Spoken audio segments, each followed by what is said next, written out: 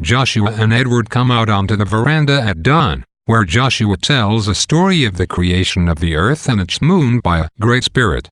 Joshua admits, however, that his story is false. Adam and Eve is true, he tells Edward. Clive enters with Harry, discussing with him the last night's skirmish between British soldiers and African natives. He describes the soldiers setting a building on fire, thankful that none of the Brits were hurt. Clive then leaves for breakfast with Joshua, leaving Harry and Edward on the veranda. Edward, hurt that Harry has not been talking to him, threatens to tell Clive about their relationship. Harry begs Edward not to, and Edward promises not to let anyone know.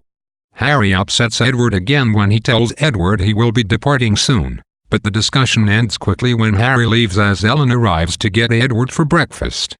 Betty enters when Edward refuses to come to breakfast. When she encounters more resistance from Edward, she threatens to tell his father. Edward remains stubborn, but goes inside. Ellen stops Betty from following Edward inside to ask about her future as a governess with the family. Betty assures that Ellen will find a good husband and will become a dutiful mother. Ellen again proclaims her love for Betty, even claiming that she would rather die than leave Betty. Ellen goes inside, as Clive comes onto the veranda with Harry. When Betty tries to speak with Clive, he dismisses her sharply.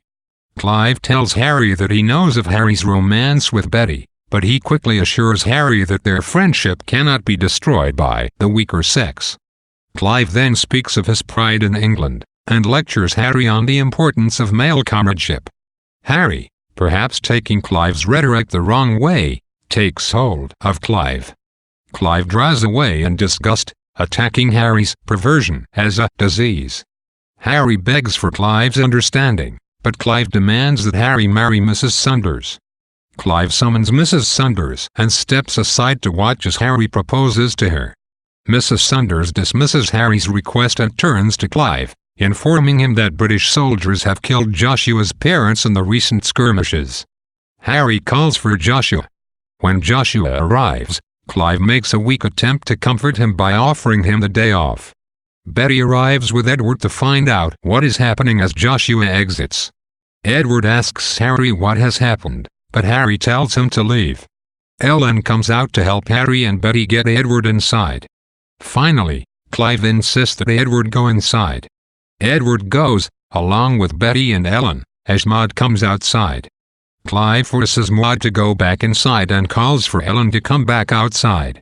At Clive's nudging, Harry proposes to Ellen, and, although she never officially says yes, Clive urges them off to discuss their engagement. Joshua brings Clive a drink and tells Clive of Ellen's miscreant feelings for Betty. Clive cannot accept this and orders Joshua to leave.